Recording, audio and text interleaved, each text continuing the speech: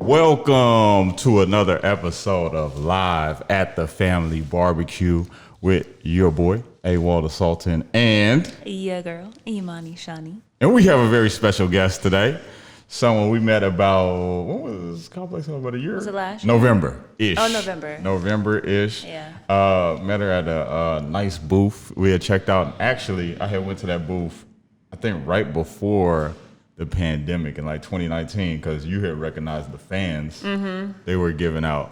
Yeah. So we got an entrepreneur, someone who is in the advertisement, marketing, branding sector, has touched a lot of different companies and brands. Miss Brooke, welcome to the show. Boss Lady Hey. How are you doing? I'm good. How are you? Oh, talking. Yeah. You all good too? How you doing? I'm good, yeah. Good. We're glad we could set this up. I know it's been a little while in the making. You've been busy and whatnot. And we're just glad to make it happen. So just give us a little background about yourself, maybe just something real brief. What brought you to LA? How'd you get here? Because we know you're not from here. And how did we get to this moment? Well, the story of me getting to LA is actually pretty complicated. We'll just say it was a breakup. Well, yeah, I mean, my ex-boyfriend actually went to federal prison, and I had to testify against him in front of the grand jury. Oh, And that's the real reason why I moved to LA, and I moved here in 2002. From Wisconsin, right? From Wisconsin. I grew up in Wisconsin, in a really small town, grew up on a lake. I had the best childhood, really beautiful. I went to school at UW-Madison. I studied psychology. And then, like I said, I had a boyfriend. I was really in the rave scene in Wisconsin. And, he wasn't just dealing drugs to, individual people. It was he was a distributor, and yeah, he got busted. It was the biggest ecstasy bust in Wisconsin. What? At that point to that Right. yeah. But it was a nationwide drug bust, and so yeah, it was pretty traumatic. And I was court subpoenaed to testify against him, which was also really hard.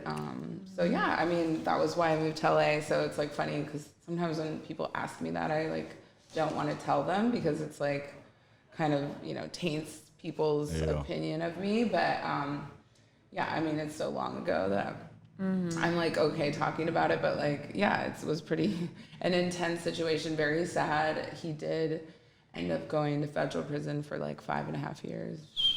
And yeah, and then I moved to LA without knowing anyone. And I moved here with two of my girlfriends that I, was friends with in college. We drove out from Wisconsin, or I started in Wisconsin. I picked up one of the girls who is from Oklahoma, and I drove in my Honda Civic, and we drove cross country and shared a 1-bedroom apartment for the summer, and just tried to figure it out. So, because I came from the rave scene, I was already I threw raves back in Wisconsin, small ones, but so when I moved to LA, am I talking into this right? No, you're all good. Okay. Sorry, I'm not used to talking into this microphone, so I don't know. I just want everybody to make sure they hear everything. So I didn't know what to do, so I was okay, I really had no money at that point. And I'm not gonna lie, I was a pretty blessed kid. When I turned 18, I got money from my parents. And that was to pay for college. But I always had jobs. I was a big swimmer. I was a big athlete. So I, always had I had lifeguarded throughout college. And, it was I always had a pretty high paying side job, but still my parents did give me money. So I never had student loans or anything like that. And then I always kind of had a cushion of money to travel. And so I, before I even graduated college, I had already traveled all over the world. Not all over the world, but all through Europe. I spent a lot of time in Ibiza. So I was pretty well traveled for just being a college student, because luckily my parents gave me money. But then So when I moved to LA, it was like a very rude awakening because that money was kind of out, and I didn't really know. Like, I'm being honest, I was kind of like, what do I do? Like, Right. you know, it was like I didn't know what to do, and it was like neither did my roommates, and like we were all like, what are we gonna do? And so I just started like emailing different places and like trying to get jobs, obviously, and like turning in my resume. But it was just a different time because it was like 2002, you know, Yeah. and like it's not like how it is now where you can go on like, I mean, there was like, you know, websites and stuff like that, but like just the internet in general wasn't like how it is now. Right. And so I was like emailing. I was really into that. I don't know if you know of that magazine, Herb Magazine. It was like an electronic music magazine. So I was like emailing like promotions, I think, at Herb Magazine to try and get a job. And the girl like wrote back to me like right away, and she's like, no one's ever thought to, I don't know if it was that exact email address, but it was like, she's like, no one's ever thought to email me that to that address. And she's like, so I knew automatically you were smart. And she gave me this job like to like hand out flyers at like clubs all over LA, like of like raves and like, but when I moved to LA, it was like still in that transition period of when raves were kind of like becoming out of style, because it was like they like were huge in the 90s, and then like I think people kind of really moved away from them for a while. I don't know if you guys went to raves, but it was One like, of Imani's best friends is a super raver. yeah. We should have brought her. Gone to one though. We should have brought. Yeah, we should have brought her. I'm just saying, when I first moved here, it was kind of like phasing out of being cool, you know, and then, you know, different kind of like indie rock scene was kind of becoming more popular, and like, you know, it was like Nicole Richie and Paris Hilton and like damn. all those kind of like clubs and parties, Lindsay Lohan, and like, anyways, I'll get more into that later. You guys, I talk a lot, so tell me if I'm that's why we're here. Yeah, that's why we're here. Tell me if I'm explaining this too much. But anyway, so I didn't know what I was gonna do. Emailed that girl, and then she got me, you know, this job, and it was like, I don't even remember how much she paid me, but it wasn't much. And yeah, I mean, I basically went around out to all over LA to clubs, like handing out flyers, but like there was no smartphone, so I was like, you know, going on like the, you know, whatever. I don't even remember what maps people used back then. It was like something really basic, right? Like MapQuest. MapQuest. Yeah. And I was like writing down all the directions, and I was like legit getting lost all the time, so frustrated. Like, but like, I mean, LA's easy, like it's like a grid, but where it kind of gets confusing is like the Silver Lake area. Like it's like all windy, and like there'd be times where I was like, I can't do this. Like, I don't think I'm meant for LA, you know?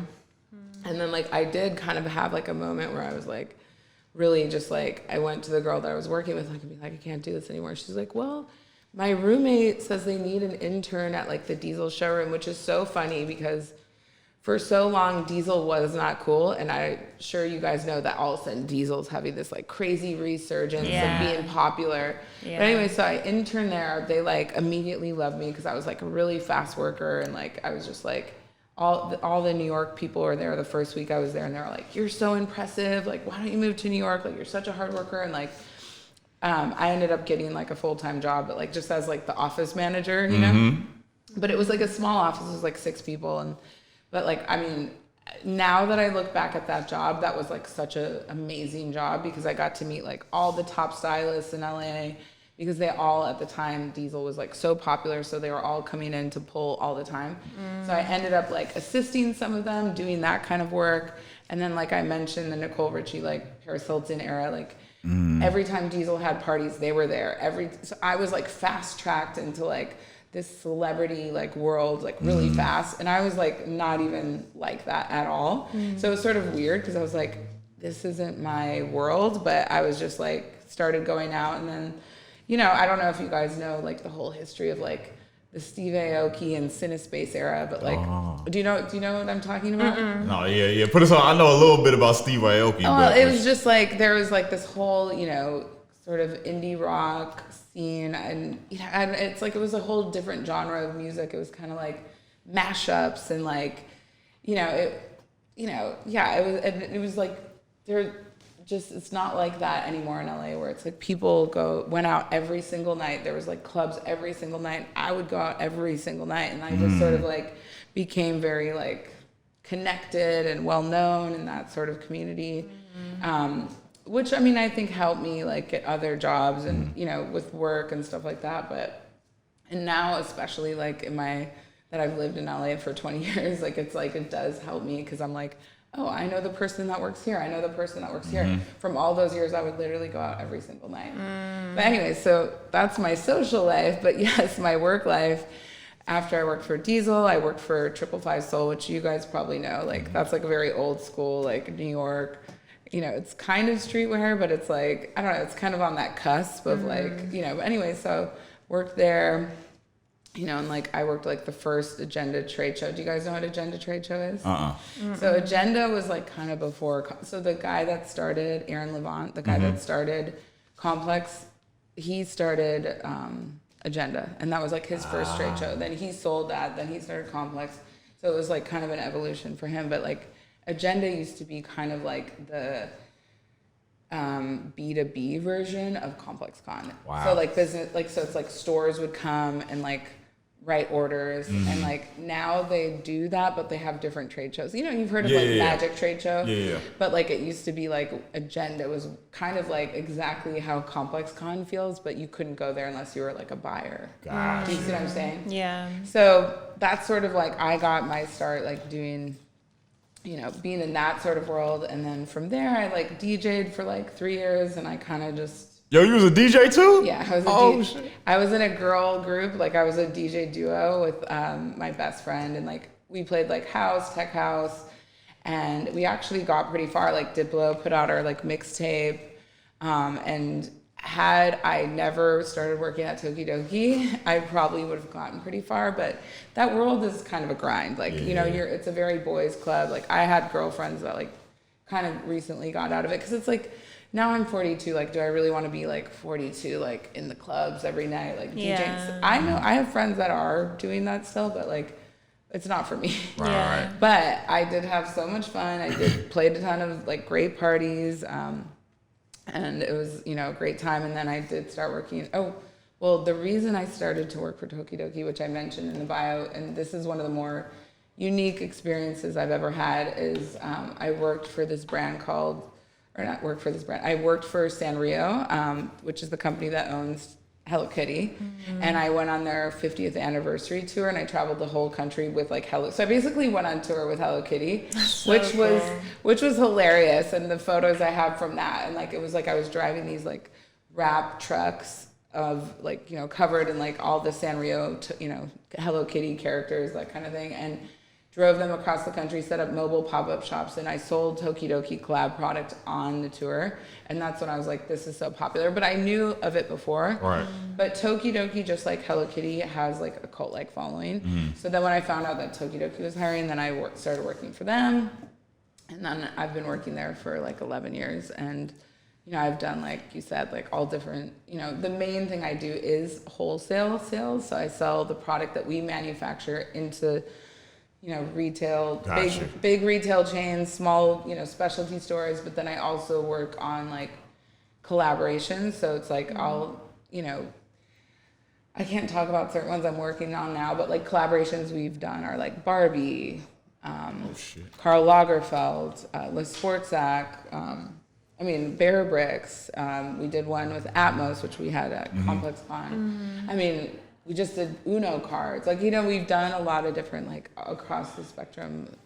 Like the game Uno? The game Uno. They're I'll so whoop cute. all of y'all in Uno, just so you know. They're so cute. No. Yeah, no, but the Uno cards, I mean, just everything. So Tokidoki is just a very, it's a you know, it's an IP, so it's like an intellectual property. So it's like, essentially it's easy to license to like many different things. So like next week, I'm not going, but there's a licensing show. So like, you know, I work on like the stuff that we manufacture, but like then the licensing is where, you know, people come and they want to work with our brand and they want to like, you know, use their artwork to make, you know, whatever pictures, you know, Right. whatever, you know, and that's sort of what licensing is. I'm sure you understand that, but yeah, I mean, it's a cool company. We've even started doing NFTs. Oh, damn.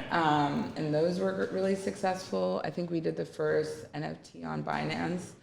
So, and that's huge, you know, but yeah, I mean, I love the brand. They've been really great to me. And, you know, it's fun to work for a brand that people like are obsessed with. You know, it's like it's easy to sell something that everybody wants. Right. And then, I get to go to all the Comic Cons and things like that. And that's what I'm saying. This Complex Con is like it's almost like not our demographic. Right. I remember you had said that when we were there. And I mean, that's where I shouldn't say that. Comic Con is exactly our demographic. Right. And that was what you said. Because Comic-Con, they do that one in San Diego. Right. But then they have them all over like New York. Okay, and then okay. they have them in Seattle, Chicago. And that's where it's like our booth will be like, whatever, like half the size of this room. And you have to wait hours to get in. And like some days you can't even get in, because we have to cut the line off. And like, so that's why it's like going to Complex Con just doesn't feel like it's even worth it to me, because it's like when I'm at like a Comic Con, it's like people are like desperate to like come shop our booth. But it's just because it's like that, Comic Con, like, people make exclusives and like Funko and brands like that like are there, and like it's just like people sell them then afterwards. So that's why it's like it's the same thing as like the Complex Con. It's just the resale market, Right. It's like Yeezys or whatever, anything that like has this crazy or Jordans or whatever has a crazy value, and then resell. So that's crazy. what people are doing at Complex Con a lot, or not, or Comic Con. But I feel like Complex Con, it has changed, because the first year was more like that. Okay. And now I feel like this last year was kind of more like independent brands. Would you guys agree? Yeah, I've kind of felt like that too. Because even like I had told you, the one we had met from Fried Rice, like it seemed like it was more like up and coming, Right. or grassroots type organization type brands.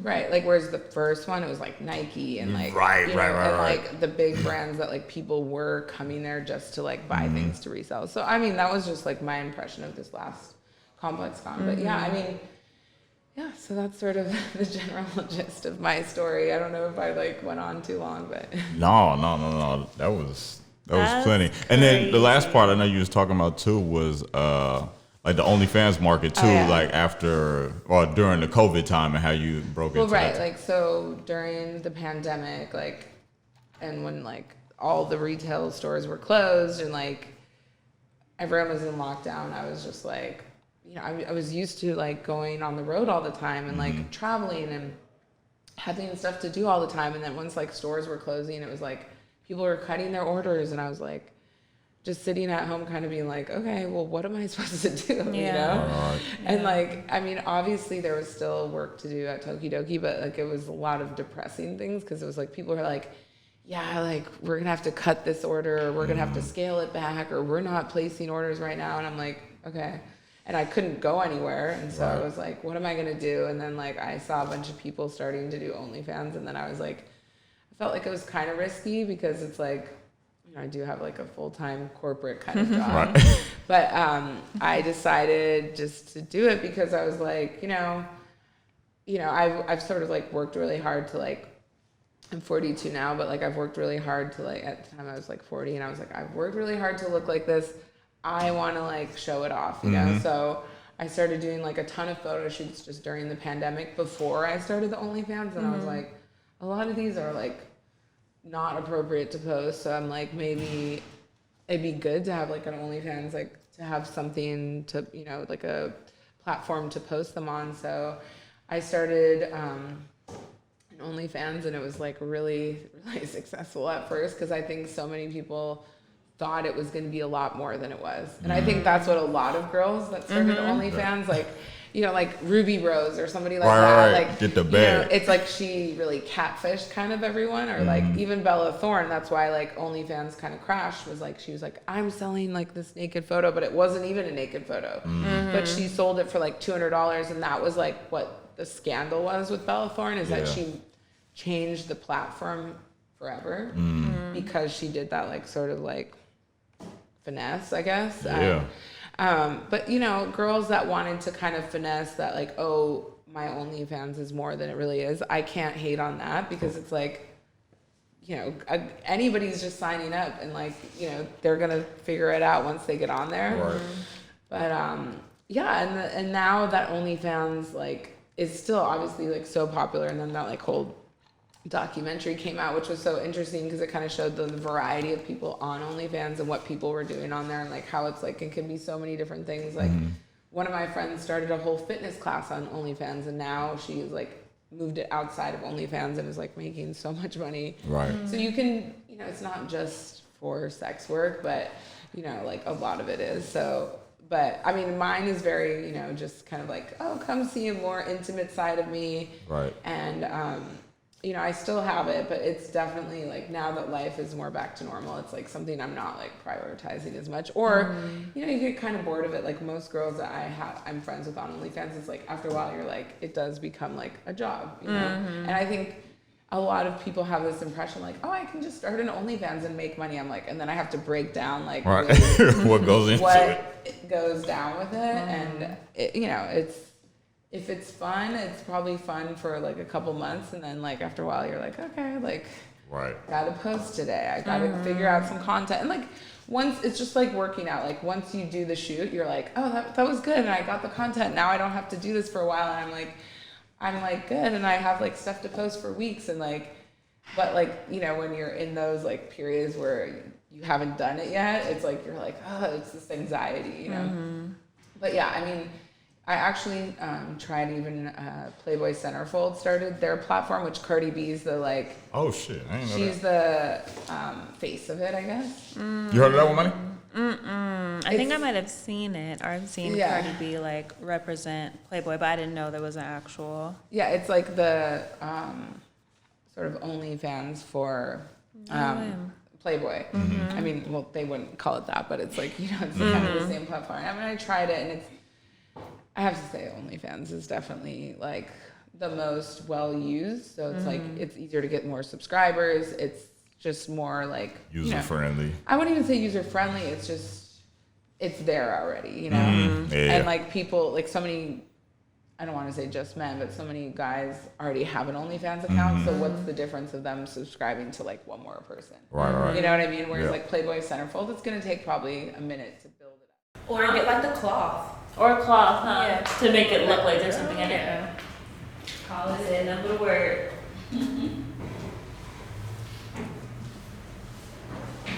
Sounds good. Yeah, what you call it sounded a little bit like, I don't know if it's higher on your end. Or it might be